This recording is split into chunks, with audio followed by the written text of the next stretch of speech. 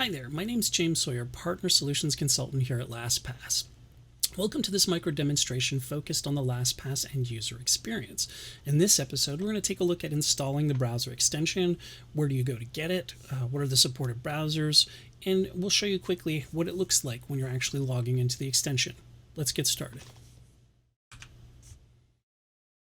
So normally when you first activate the service, there's a wizard flow that you can kind of follow that has hyperlinks that will direct you to the right place. So by following the instructions on the email, you'll be directed to this site.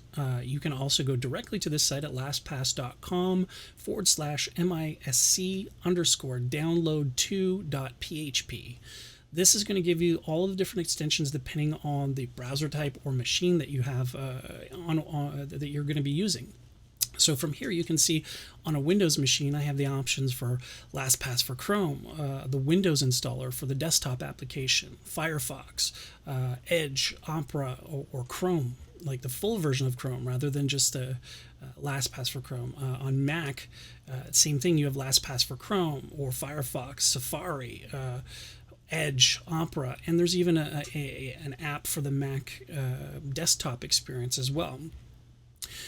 In Linux, still not a problem. Again, LastPass for Chrome. There's a LastPass Universal Linux installer as well available.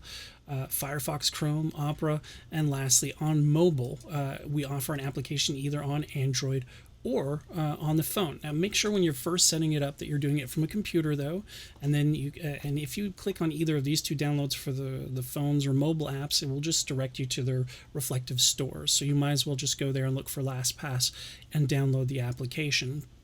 Now, once you have the application downloaded, you'll notice up here a dark icon. It'll be all grayed out with 3 white dots on it.